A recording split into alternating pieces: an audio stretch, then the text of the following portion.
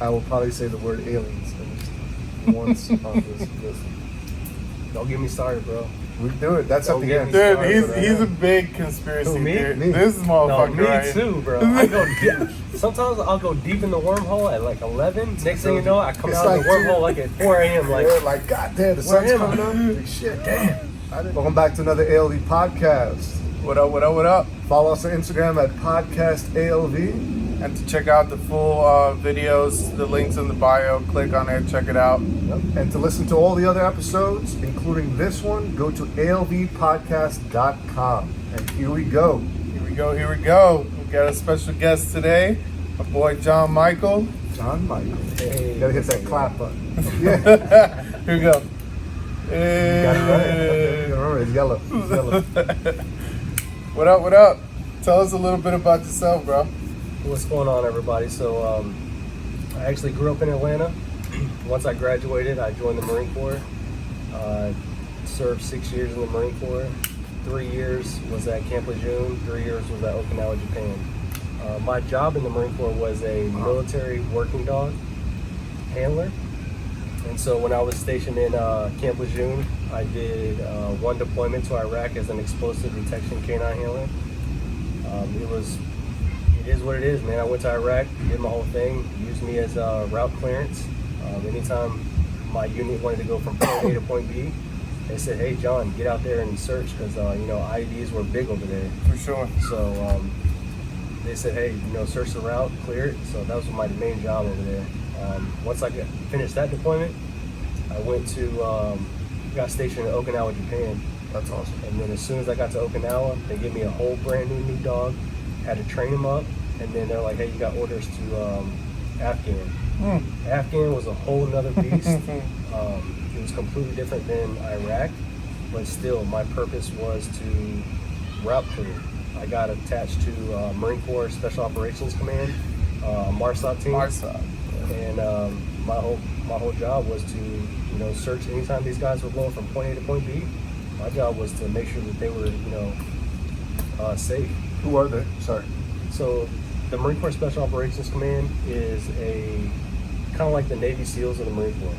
Yeah. So you got your Navy SEAls, you got Air Force is your Cape Cod. Yeah, your PJs. PJ, my bad. And then you have Army has their Green Berets. Well, the Marine Corps has their own Special Operations Command, and that's MARSOC.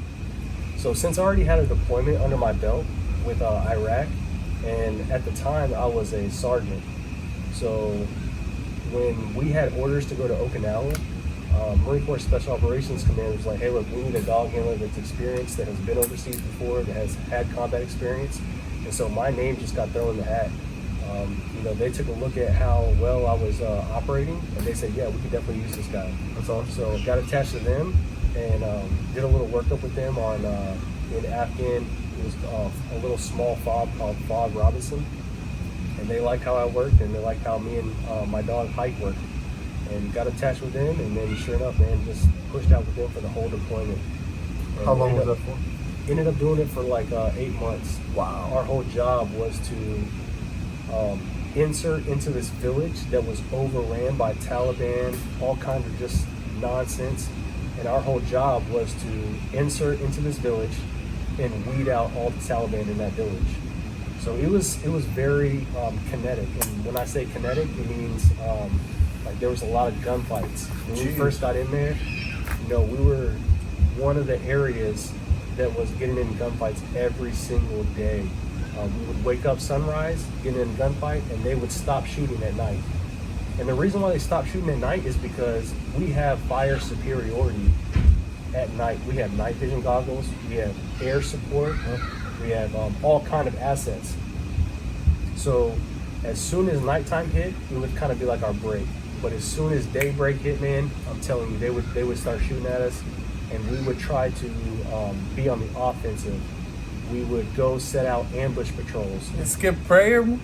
They would skip prayer. They skip prayer. I'm telling you. Like praying and spraying. Four times a day. Praying and spraying. We would try to catch them slipping. So we would go out at 3 a.m. in the morning and set up an ambush patrol because we knew that they were coming from the north. they weren't villagers that living in that village. They were coming, these fighters were coming from the north, coming into the village, fighting us during the day, and then leaving at night. So our commander was like, hey, look, let's just set out some ambush patrols. So how I got thrown into it is, hey, look, you're our explosive canine team. These guys are setting IEDs left and right. These guys are setting roadside bombs for us to booby trap, you know what I mean?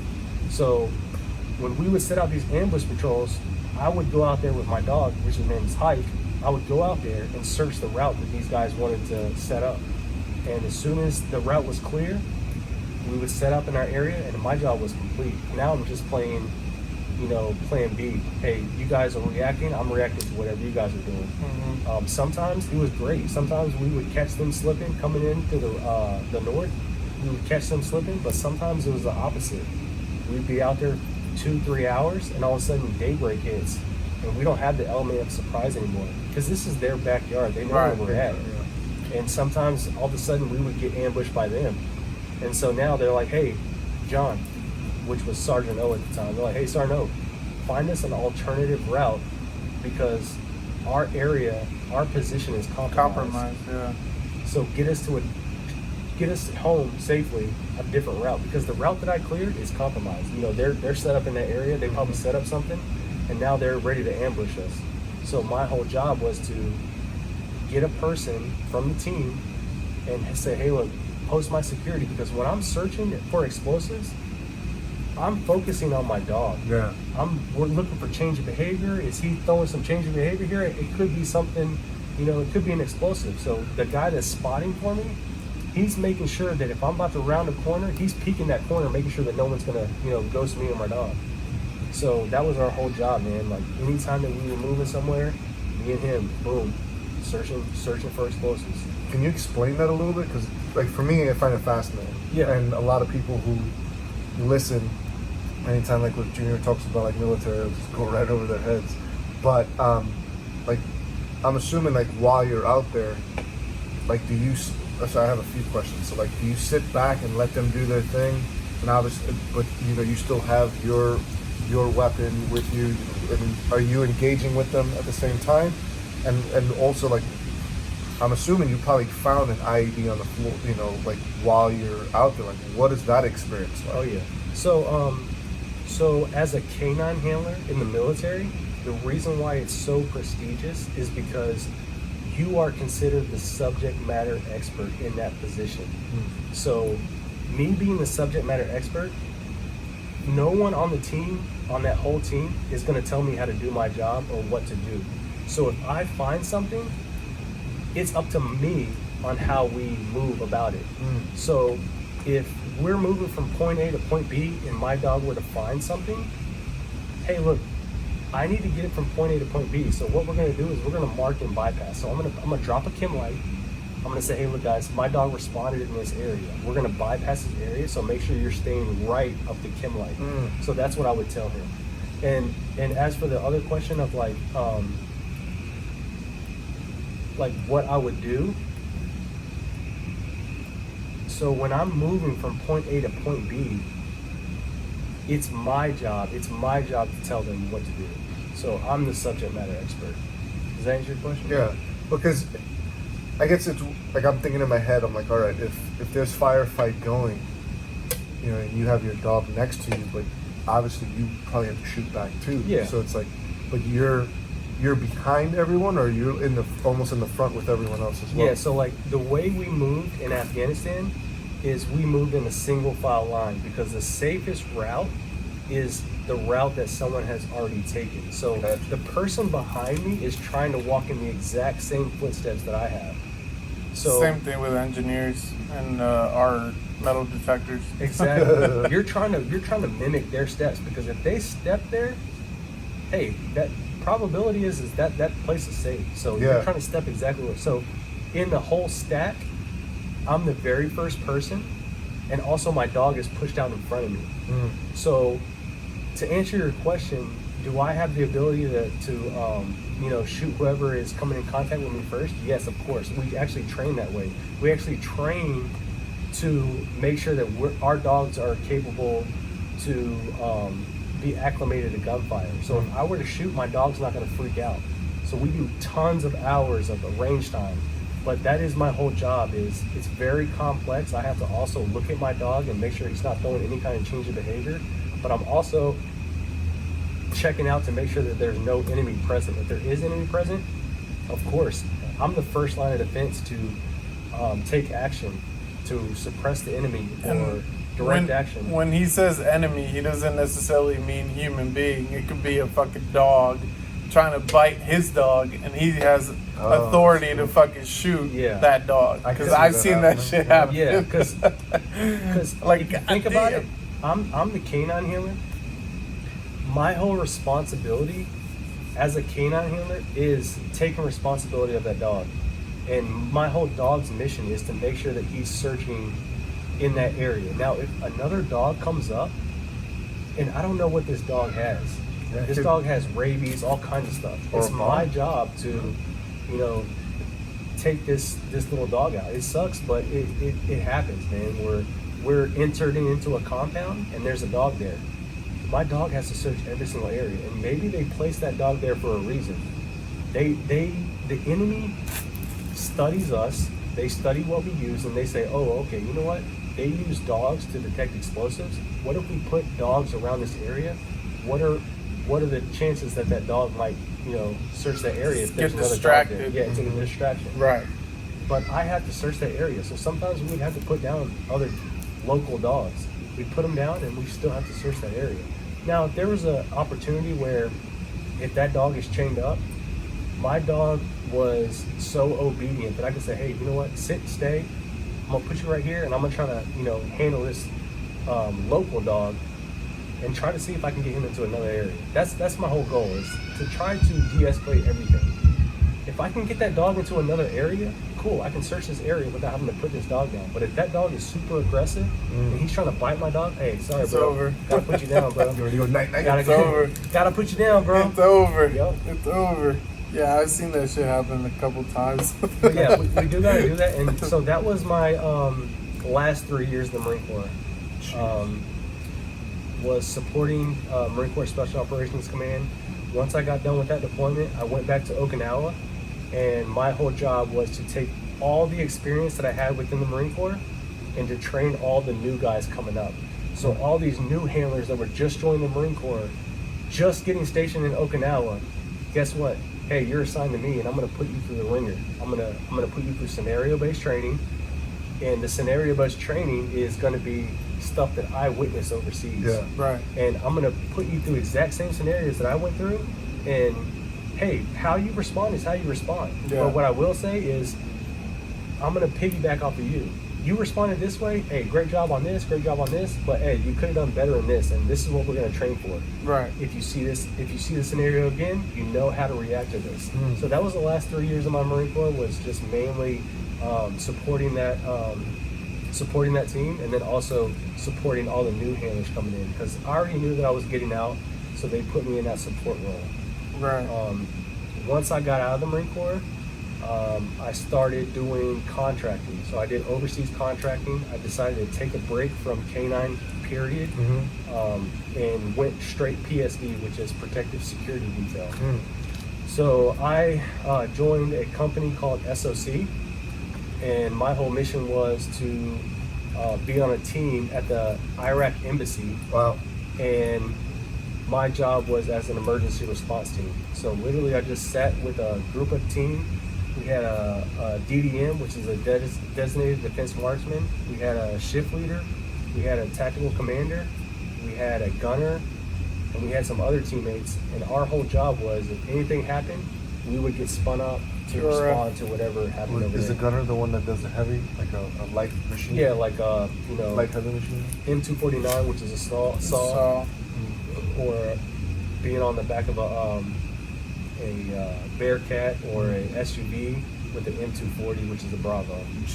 Yeah, so it just depends on the round. So I try to, a lot of times, like with my artistic brain, I try to imagine, like, Try to picture it. You're much detailed than like he's really been and other people we've had on. So like for me, it becomes mind blowing. Yeah. I'll sit there and just like I want to close my eyes and imagine what it would be like to be out there doing that. Like when you're in Afghanistan, how besides you and your dog, how many people were with you? So our team's whole mission was to try to integrate with the locals. So it would look like the locals are the ones helping the village. Mm-hmm. So our whole mission was to integrate with the Afghan Special Commandos. Mm-hmm. And so like as a team, you're looking at maybe like 20 something dudes. But the guys that we're attached to are the Afghan Special Forces. Mm-hmm. And there might be like 30 of them. So it's a small group of Marines kind of mixed in with the Afghan Special Forces. And we're just trying to, mold them into doing the right things. We're training them and showing them how to provide security for their own people. And the whole mission was in Afghanistan was to win the hearts and minds. Yeah. The hearts and minds was something that was big in Afghanistan. We want to make it push. Yeah, we want to make it look like the Afghan people are helping their own people. Now, is that a good thing? Yeah, it was a good thing. That's a good thing. It was an Operation Enduring Freedom. Oh yeah. Right, and that's a good thing because if you think about it, if you live in a neighborhood and all of a sudden some dudes from another neighborhood come and try to tell you how to live, you would be opposed to that.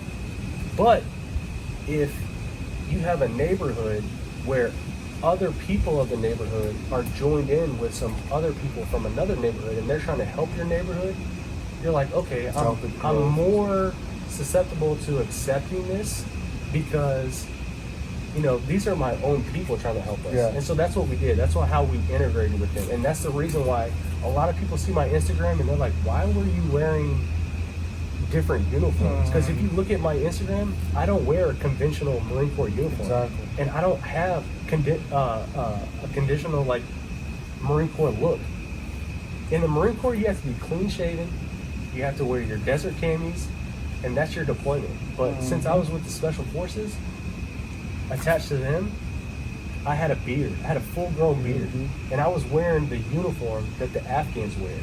And the reason why is because that was our whole mission, was to integrate with them and to make it look like the Afghans were helping themselves. But really, we were the brains behind everything. Like, hey, you guys, do this. Hey, you're not doing this right, we're going to step in.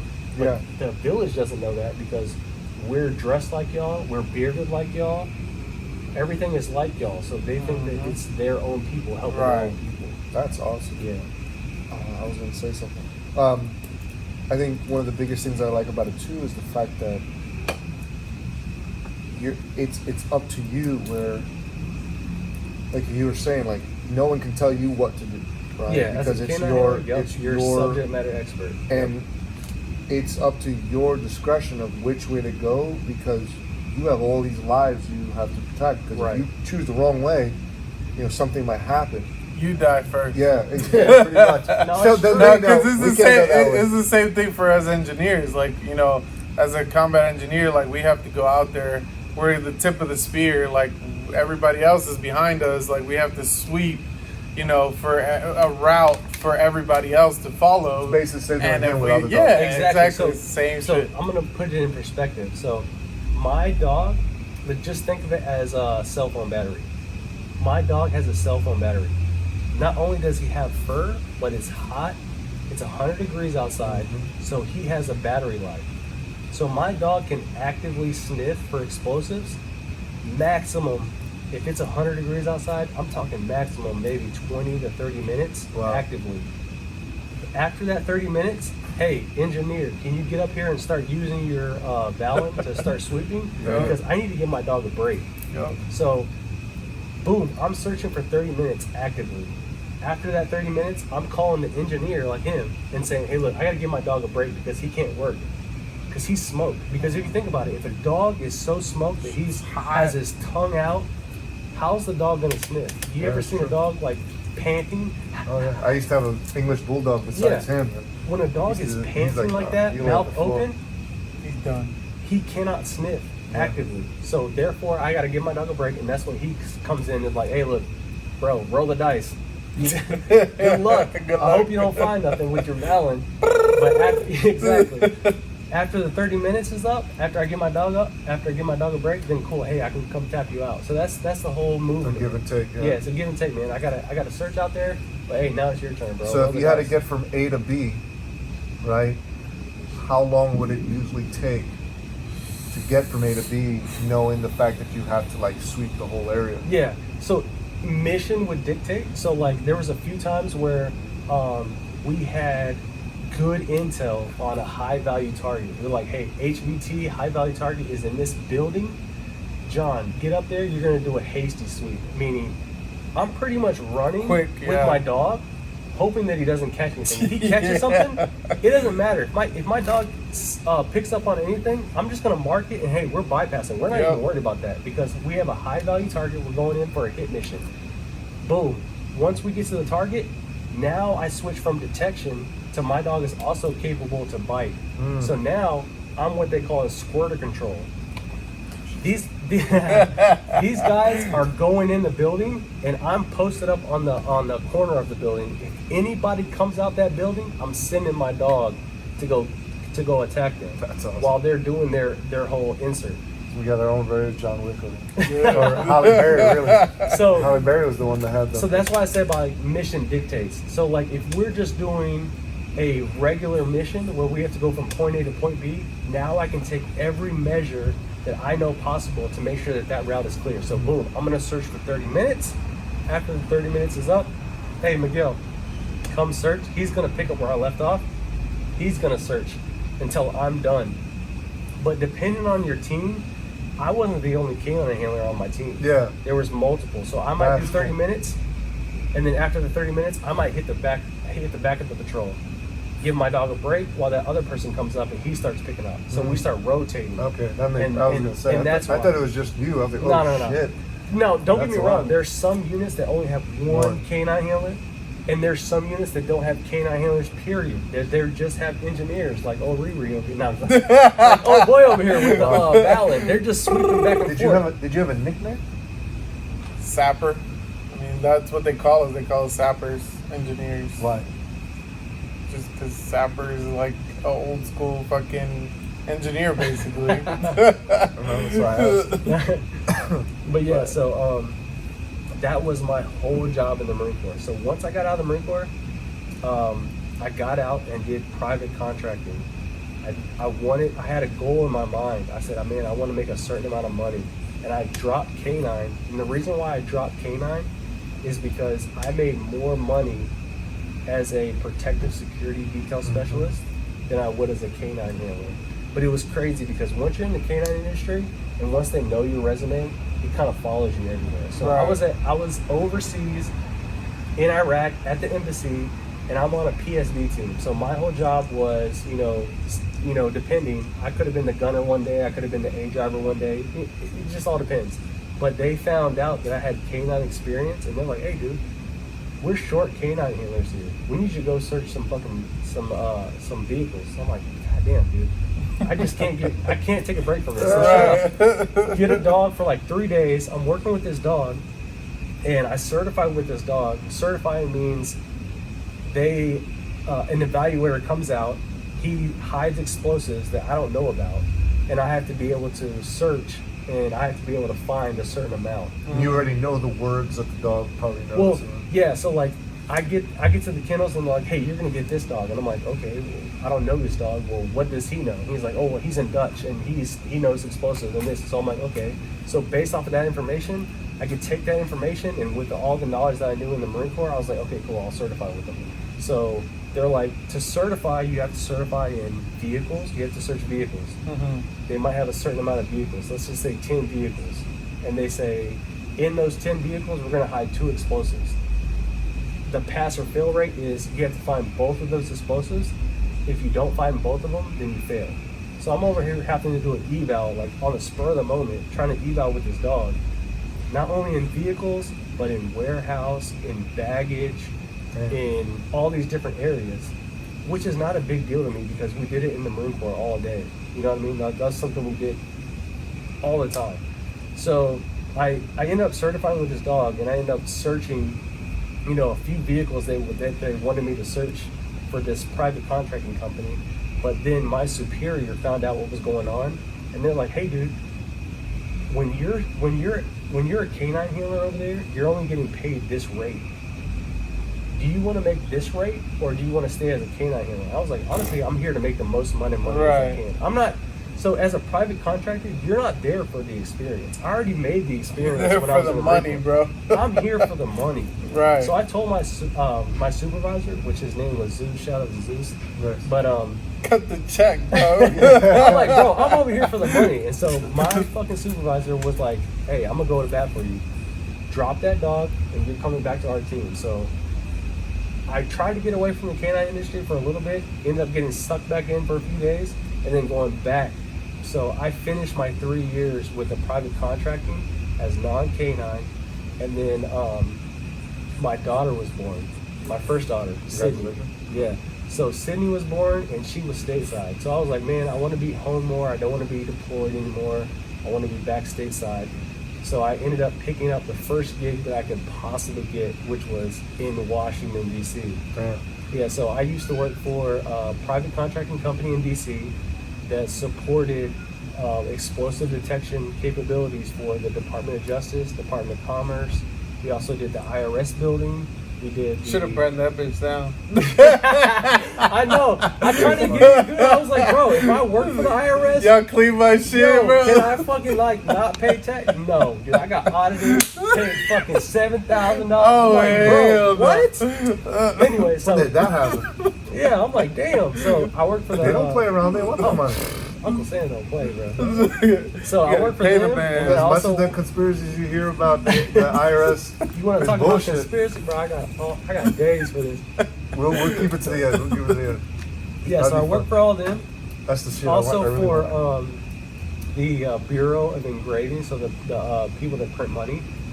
And so I worked for this private contracting company for a good 2 years. Sad story. I ended up getting a divorce. Crazy story. My wife ended up taking, my ex-wife ended up taking my military working dog that I Shit, wrong one. Which one was it? Oh, green. The green one. That was the Michael Myers one. So my ex-wife ended up, long story, man. My ex-wife ended up filing for divorce and taking my military working dog. How? It's just crazy. I'll explain that in a sec. But she took my military working dog that I deployed with to Afghanistan, and this dog retired from the Marine Corps and was assigned to me. We were married. She decided to file for divorce. She took my dog and she took my kid and went back to Georgia while I was living in Washington, D.C. So I was like, man, what the hell? So that's some shit.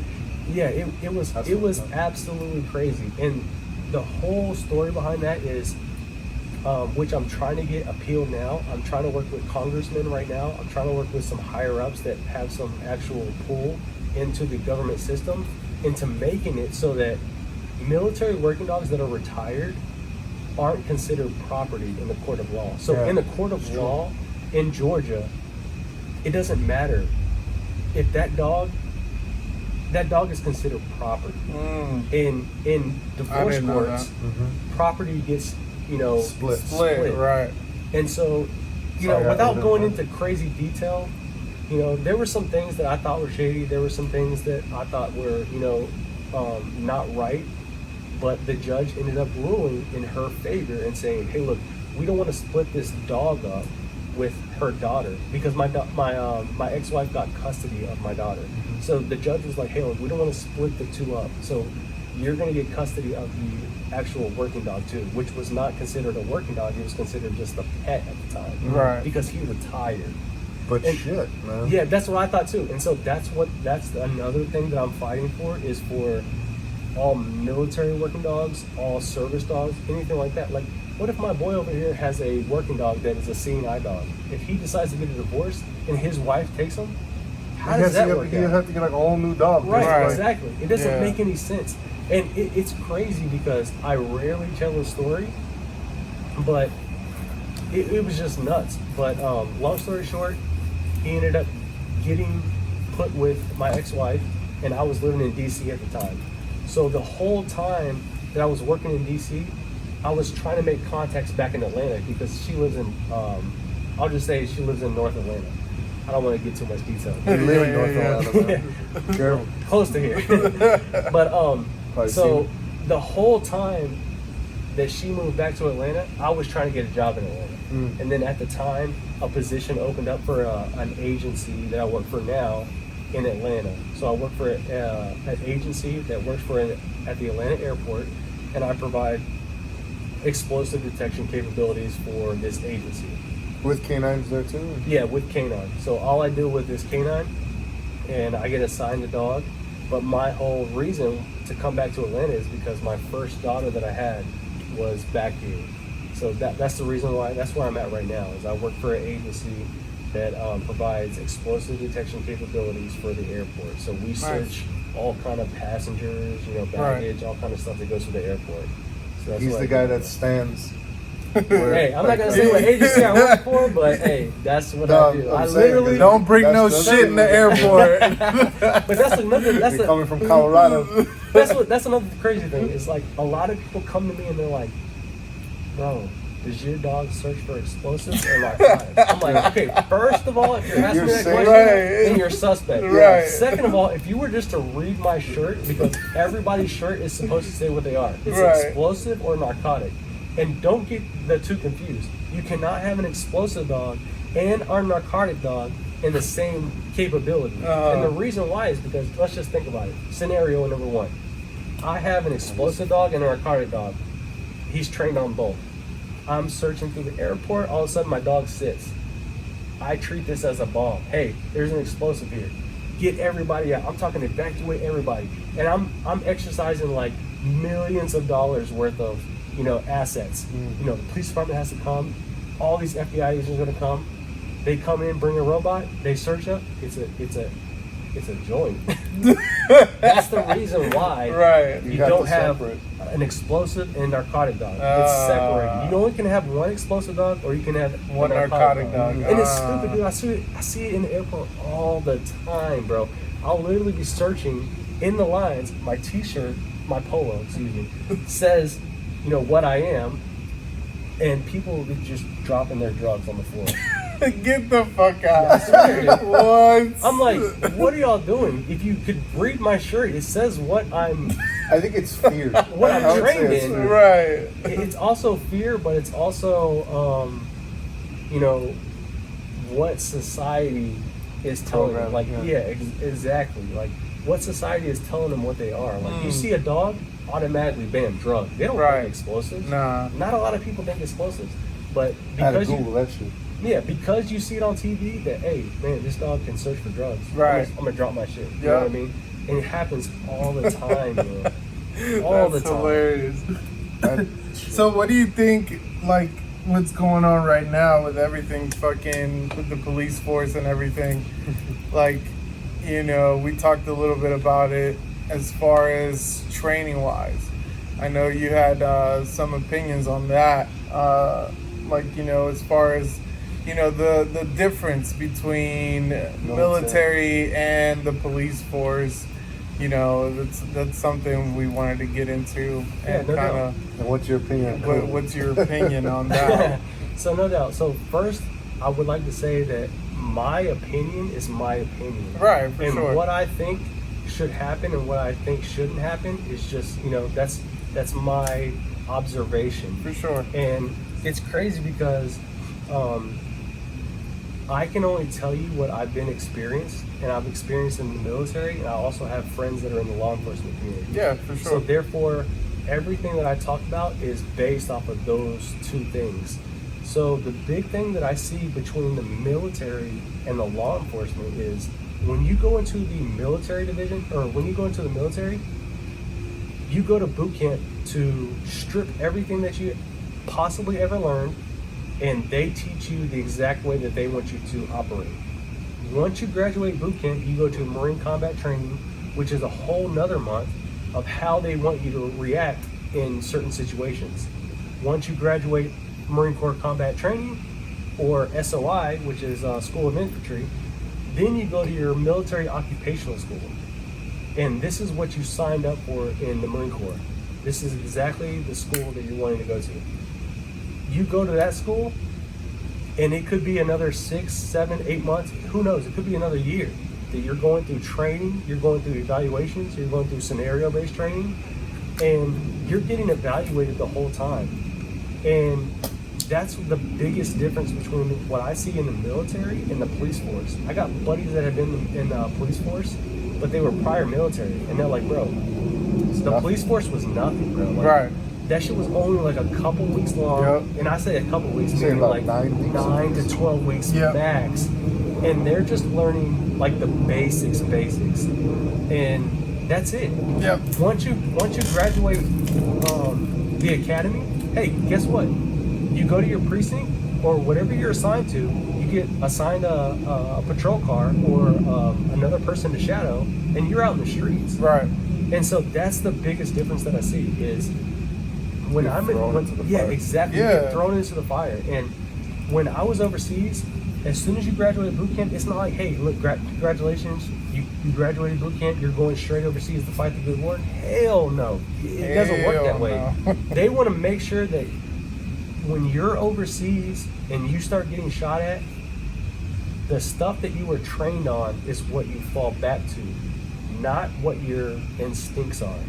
And that's the biggest difference that I see between the police force and the military is that they just, they just lack certain kind of training techniques and certain, scenario-based training. That's what I see. Yeah, I agree. I agree with that. As far as, with everything going on, I see the difference because, like you said, we go through months, years of training within the 4-year contract that we originally signed. That most, people that sign is like a 4-year contract. But literally like the first year of your contract is nothing but training.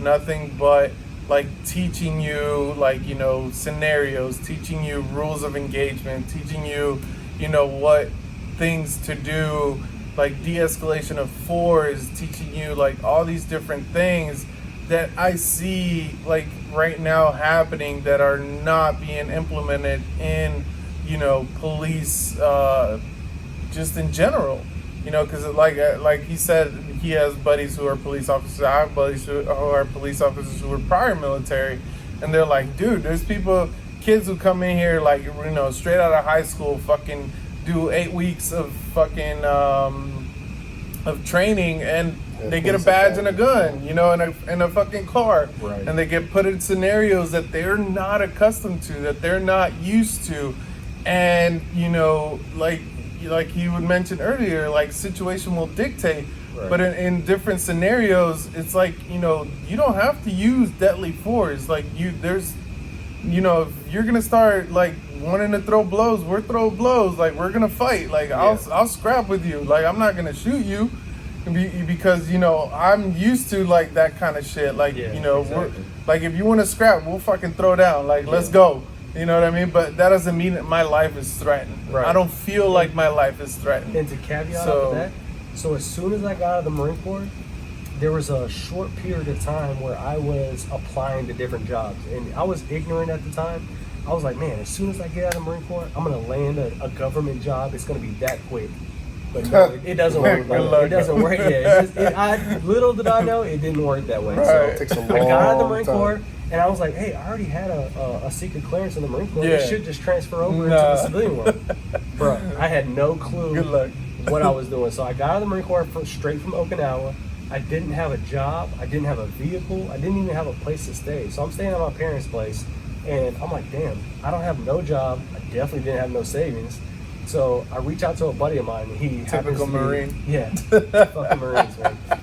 But I reach out to a buddy of mine. He's like, hey, bro, you need some money? Come bounce at this club called Follies. I'm like, all right, bet. Hey, Shout out. Follies. Highway. Right. So I'm like, cool, too easy. So I go bounce at this club called Follies, right? And our whole job was we were wearing bulletproof vests, we're patting people down, making sure they don't have any kind of firearms bringing into the club, all that nature. But I've seen it so many times where we would hire somebody else, and we start getting into, inside the club there would be a brawl going on. A brawl would go on, but hey, we're armed. And this brawl is going on, but my homeboy over here, he's ready to pull his firearm. I'm like, bro, what are you doing? This ain't the time, bro. Right. We're just getting in a brawl. Like, your life isn't threatened. We're just getting into a brawl. So when you talk about escalation, take your licks, bro. Yeah, when you talk about escalation of force, Yeah. exactly. When you talk about escalation of force, you're meeting that same escalation. So if somebody wants to throw bows with you, hey, I'm not pulling out my firearm, bro. I'm going bows with you. Yep. Like, I'm using my defense tactics that I've learned. If he wants to elevate that from another perspective, then cool. I will elevate it too. Yeah. But that's the thing that I see is like, if me and you were in the same police force and I get into a conflict with somebody else and me and this other guy are throwing bows, I don't feel like my life is threatened. But if you were to feel like your life was threatened, then it's completely different. You're justified to pull your firearm out and to shoot a few times because you articulate that your life was threatened. And it becomes an excuse too. Yeah. I feel like that is also, the biggest gray area, like you said earlier, before the podcast.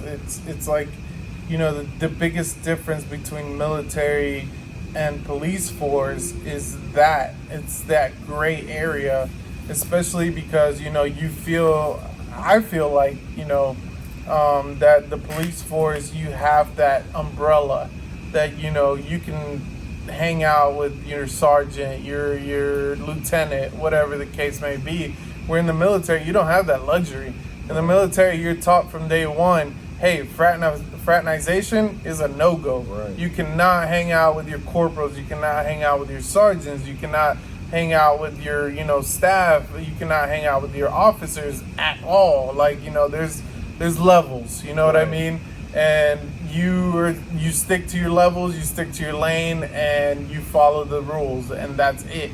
And I feel like that's the biggest gray area in the police force, like we talked about earlier, that, in the police force, you can be buddies with your sergeant, you can be buddies with your lieutenant, you can be, and that can be your umbrella, like I said, like, oh shit, hey, I fucked up.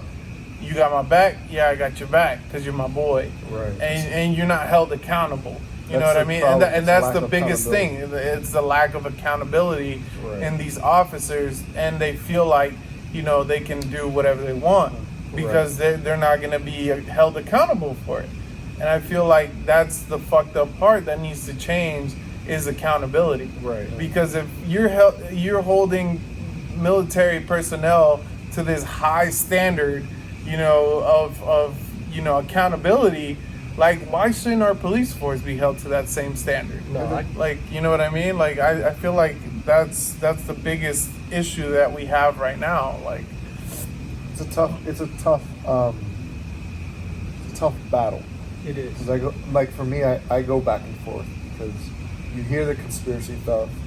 We hear things like what Monty talked about when he told us to look up that one code and it says, like, basically how we're property, so we can just get shot and it's okay, which was mind blowing. I have to find that episode again because one of the guys that's come on before. Straw man. Yeah, he talked about he was like, look up, like right here. He was like, look up this code, and he gave it. He was like, GA whatever, and we read it out loud, and it basically said, like what we were.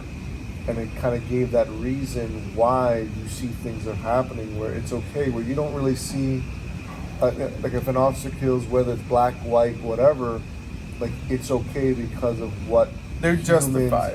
It's justified because of what humans are, their property and their currency. It was wild, and this is like in our law, like this, which was weird even more. So it's like if someone didn't believe it, I'm like, it's right there in black and white, And speaking of law, the reason why it's different between the military and the law enforcement is because it doesn't matter what you do in the Marine Corps, because everything falls under the UCMJ. So you have a specific law that you're subject to in the Marine Corps. So like, it's crazy. You can do certain things in the civilian world, but the second that you join the Marine Corps, you're subject to this law. Yeah. And that's the biggest difference between the military and the law enforcement is it doesn't matter what you do, you're subject to that UCMJ. And there is no gray area. What is UCMJ? The Uniform Code of Military Justice. So like, if I were to do something, like let's just say I shoot somebody and it was against the UCMJ, I'm subject to the UCMJ. That's like a completely separate law than the actual, Constitution or whatever, whatnot. So that's the biggest difference is if my homeboy over here, Miguel, if he breaks the UCMJ, there's nothing I can do for him. There's no DA that I can call. There's no friend of the captain force or anything like that. Hey, bro, I love you. You're my homie. You're my Marine Corps friend. All that stuff. But you broke the UCMJ, bro. I can't do anything for you. Do shit. Literally, there is nothing I can do for you. Have you known people like that? Oh yeah, man. Like you can get. We call it in the UCMJ. We call it ninja punch. You can get ninja punch for anything. Non-judicial punishment. Yeah, you can get ninja punch for anything. And it's called ninja punch. If you get ninja punch, bro, there's nothing I can do for you. There's nobody I can call for. If you broke the UCMJ, bro, there's nothing I can do for you. Yeah. But in the police force, it seems like it's a little bit different. There was a shooting that went on where a jogger was running and two people in the back of a truck, just randomly chasing him down. Just randomly shot this dude. But I'm not going to get into the details of it because it's my own opinion of it. Yeah. The details are important, though. Yeah, the details are important. Yeah. And don't get me wrong, like this guy, apparently he was going through other people's garages and things like that. No. Actually, I apologize. No, go ahead. So, to sidestep, the hard part about that is that a lot of times when somebody of color gets shot, they always try to find excuses or do heinous searches to make them look wrong. Right. So like even like with George Floyd, they're like, oh, he was a drug dealer. He did drugs. They tried to skew the scenario. So that's what they try to do. After that happened, what he was doing, there was properties that were being built, and all he was doing, I've done it 1,000 times, and I'm sure there's tons of people that, like, if you see a brand new home being built, you walk into it because you want to know what the outlook, what the layout is, because you're curious. But I like that. Maybe I'll do that in my own home. That's what he did. He did that, I think, like 2 or 3 times when he walked into the same property to look at it. Right. And even the property owner said it, like, we have video camera. He didn't do anything wrong. Right. And they left, but they watched him. And they tried to say that it was, the fucked up part is they tried to say that, they tried to say that it was, what's it called? Citizen's arrest. Yes. But one of their friends was recording their whole time. Right. And I'm like, come on, like if you're recording, you're doing this, you're seeing this, and because like when they talk about, what is it? Like there's murder, but then there's not, what the hell is the homicide? No, like is it aggravated murder? Like when you were thinking it through. Okay. Like there's a name for that. Like there's something like if we got into a fight and boom, I accidentally killed you, that's one thing. But if I took a week to take my time to premeditated murder. Yeah, to think of it over and then I do it. Yeah. That's completely different. That's bigger. And so that's what these guys did. They've seen him before. They did it. They followed him. He put up a fight, and they just took him out. Right. Regardless of his actions prior, it doesn't matter. It's irrelevant. It is irrelevant because if I'm an on-scene officer, I'm treating the scenario as is. I don't know if the information is good or bad because I'll be honest with you. In the military, there was a few instances where we got bad intel. Mm-hmm. And bad intel is something that an outsource brings us and says, hey, look, Taliban commander living in this village. I need y'all to go kill him, blah, blah, blah, this and that. We don't know if this dude's telling the truth or not. And we don't know if the dispatcher is saying accurate information. There is an element of human error. Yeah. Right. And so whenever you get that information, you have to keep that in the back of your mind. Like, okay, the suspect is doing this and that, but hey, I'm going to come into the scene and I'm going to ask my own questions to get my own understanding of the situation. Right. If this dude is compliant with every single thing that I'm saying, then it goes against the intel that I got. That he's uncompliant, he has a gun, he's going through burglary, all this other kind of stuff. It doesn't matter. You have to treat every situation as is, but base your information that you get as a tool. Right. And understand that it is a human element that's giving you information. So the whole situation was, regardless of what he was doing prior to that, it was wrong because these people tried to do a citizen's arrest on a person, and the dude was not doing anything whatsoever. He was jogging. And the dude was jogging, not showing any signs of, aggressiveness. Definitely wasn't trying to take anybody's life because he was unarmed. Yeah. And the only reason why he started to get combative is because they shot at him. Yeah. They shot at him. He saw their weapons. They tried to fight him first. They were in pickup trucks going after him. Right. They shot at him, so he got combative and tried to, defend himself. Yeah. So therefore, they started shooting at him more. No, it doesn't make any sense whatsoever. That one's a very hard example. Which, by the way, a lot with it. Don't mean to cut you off, but they just signed a law today. It was like a discriminatory law, basically because of Ahmaud Arbery, and they just signed it into law, basically, making it illegal to, kind of do what the fucking dudes did, like profile and fucking kill them just because they felt like they were doing a citizen's arrest or whatever. That's what I'm saying. I know he's out there doing his thing, but you can still yell out if you need to. I can hear you. See, that one's very difficult because it's like they planned it. They were just normal citizens with an opportunity to do something. Because you got to remember, planned. They didn't get in trouble. That shit was planned. They did it, and they never got in trouble because one of the guys was good with the DA. That's exactly what I was getting at. Yeah. But the reason why what I was going to tell you, then just remember your thought. What I was going to tell you, a good example of actually what you're just talking about is actually something that just happened, right? What just happened in the news where this guy, black guy, was walking, and these cops came up to him because they thought that he was a suspect that they had a warrant out for. I saw that. Right? And they didn't ask him. They literally didn't ask him any questions, right? They immediately assumed it was him, right? And tried to take him out, right? The guy was just walking. And he's like, "What did I do? What did I do?" They handcuffed him. They threw him to the ground. Did all this heinous stuff that was unnecessary. And like what you were just explaining, right? If you sat there, saw him, walked up to him calmly, normally, right? Which obviously that's the first instinct. It's like, just be normal, just be calm. Like, hey, I just need to ask you a couple questions. What's your name, et cetera, et cetera. Get all the detailed information, right? If he happened, and you tell him, like, listen, there's a warrant, right, out for a gentleman that fits your description. I just need to know, is this you? Or whatever, or however the best scenario to handle that, right?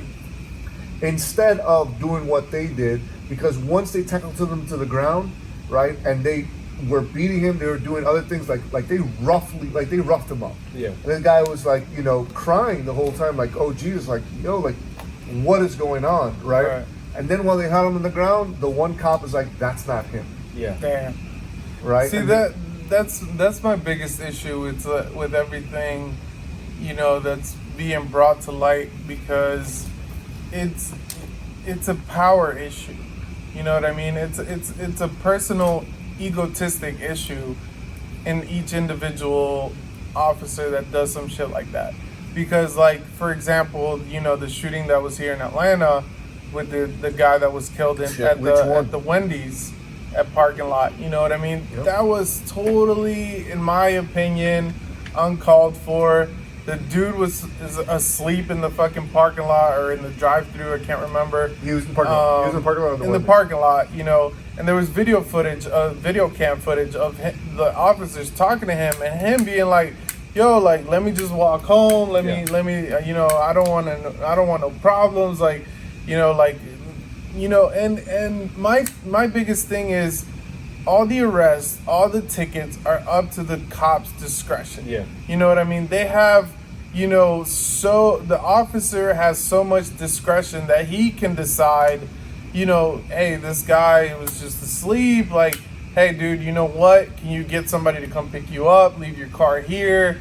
Like, he has that discretion to do that. Yeah. You know what I mean? Yeah, and then people like to bring out, well, he had prior DUIs, he had prior charges, da-da-da-da-da-da.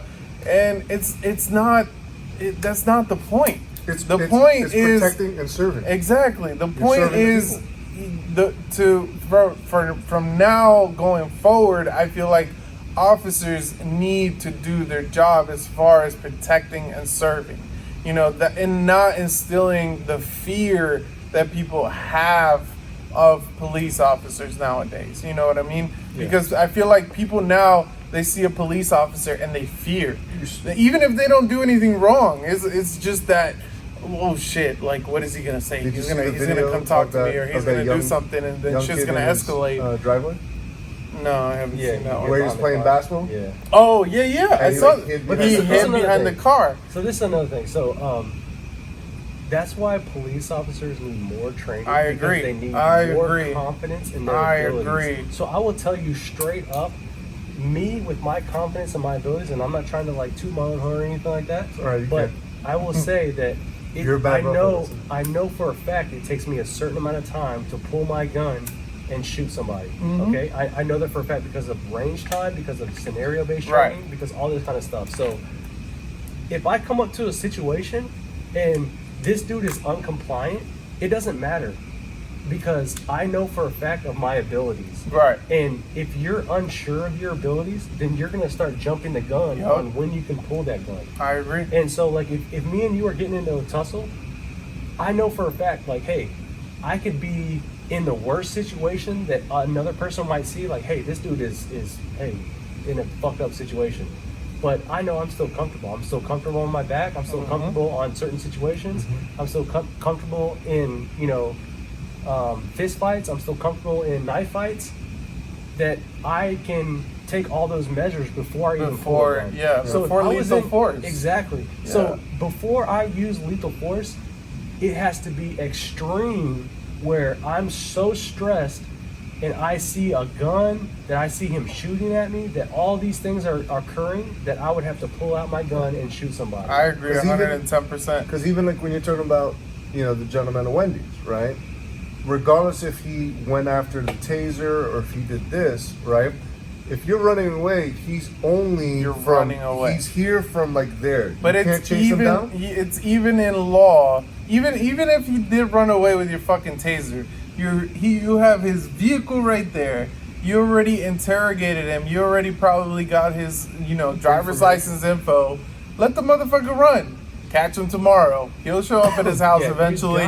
Like, come on, bro. Process the information that you have. So if you come up to a person and he's unarmed, hey, that processes in my mind that if this dude happens to run and he gets to jump on me, which not a lot of people are faster than me, but if this dude is faster than me, right, I know he's not armed. Hey, I'm not going to shoot him because, you know what I mean? If you're shooting somebody in the back, like I look at it as cowardly. But it's a law. You cannot shoot anybody in the back. I know that. To caveat that, but not even that. You can't aim at the leg to defend that, look. Well, no, because this is what the defense is. The defense is the dude was running and he was pointing his firearm behind, but it wasn't a firearm. It was a taser, right? But he was still, So if the dude was going to shoot at him, of course it would be in his back because, you know what I mean? Yeah. It was pointing backwards. Right. But I agree. The whole thing just needs to continue on with training. Well, that whole scenario was completely irrelevant. Because the thing is that if you watch the video, you clearly see how the officer went back. The guy already said, listen, I was drinking. This is what I was doing. So he was truthful about what he was doing. However, that was the thing, like Joe, because in the Joe Rogan podcast, the last one, they talked about that. And one of the things that they explained is like, he's like, you think about it, the cop went back to go get the breathalyzer, right? And to have the guy take it, because he even asked him, he's like, why do I need to take it? I don't want to take it. I already know I'm going to fail. Yeah. The guy's like, well, I need you to take it just to be sure.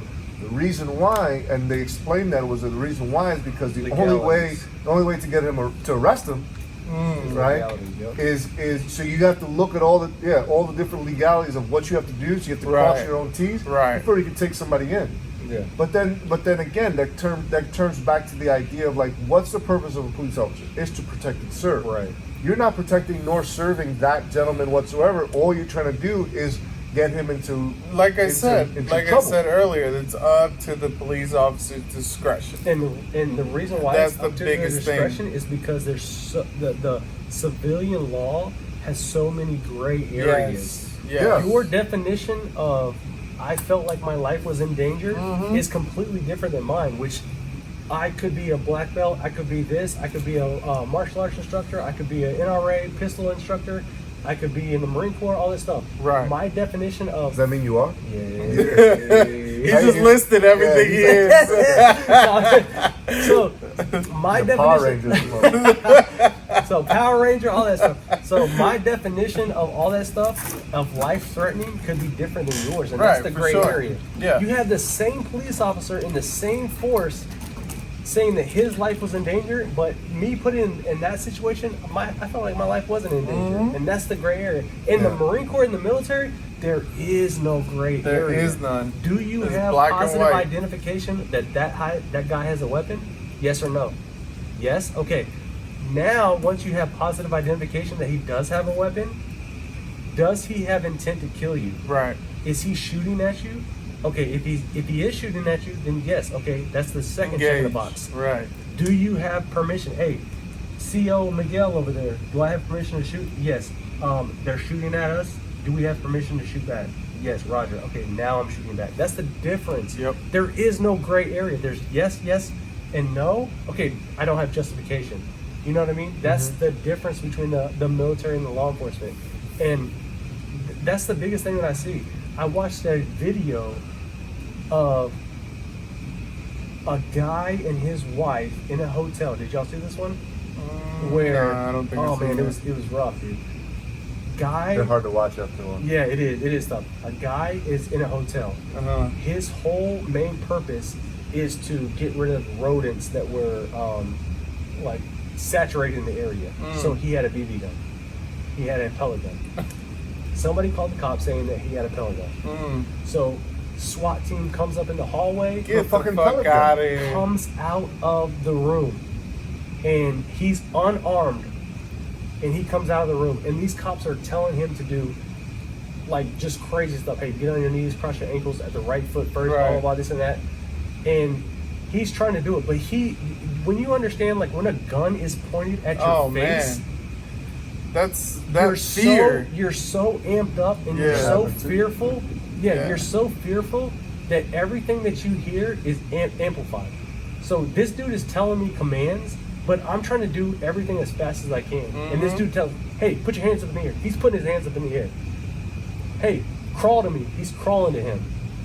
The police officer tells him, hey look, motherfucker. If you fucking mess up any command, we're gonna kill you. Like we are justified to kill you. And the dude is unarmed. You can. But how are they justified? That's the crazy part.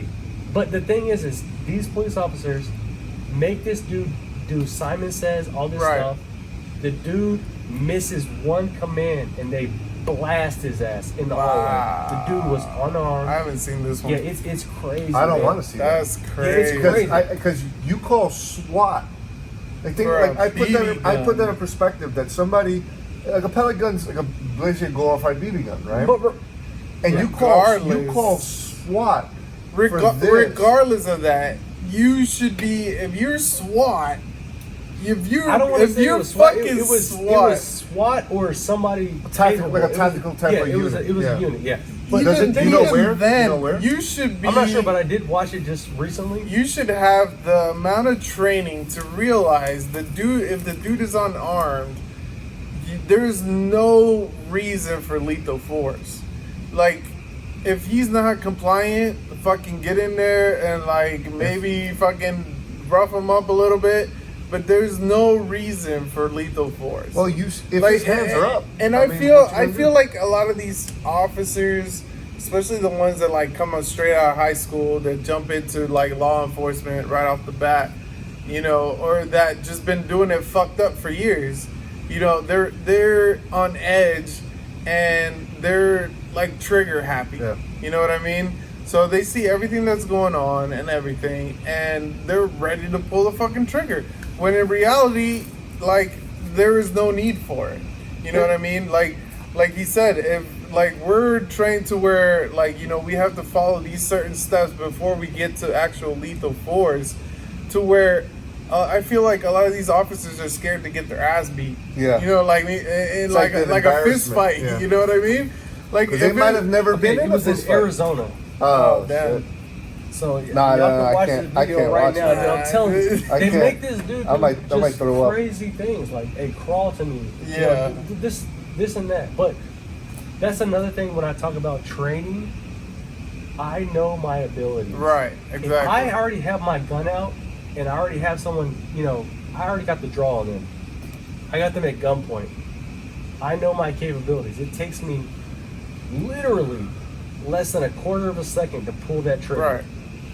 So when I start telling somebody a command, regardless of if he does it or not, I know that it takes a quarter of a second. So if he takes a 3-second long to go pull his gun out, this and that, hey bro, it's over. Quarter of a second, bang. Right. So I'm gonna be as kind as I can with this person. Hey bro, look, I don't know what's going on here, but we got a call saying that somebody was armed. Right.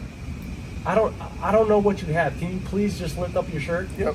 Okay, cool. Thank you. I appreciate it. But can you go ahead and get down on your knees? I really appreciate that, sir. Please, thank you. Can you just keep your hands where I can see them? Yep. And then I'm gonna make contact with that guy. Versus what they were doing, which I wish I could show you the video. Yeah. They were literally telling this dude like he was doing everything right. Put your hands in the air. He was putting them as high as he can. Hey, crawl to me. He was crawling him. He just, hey, put your hands behind your back. He put his hands behind his back, but he looked so fishy to the police officers. Wow. They blast this dude, man. See, and like to me, that's insane. And to me, it's you can watch a lot of these videos. I'm telling you. Maybe later. Laura, you don't have to play it. You don't have to play it for here. To me, it's like you can tell the difference between somebody who's a suspected white supremacist and some.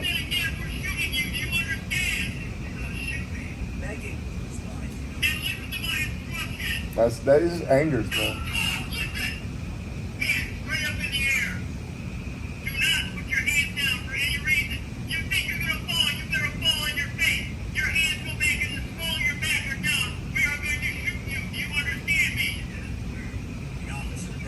See, that's bullshit. What is he white? Yeah, he's white. Wow. His hand wasn't even. You see what I'm saying? At his back. Exactly. Holy shit. And did they have full automatic?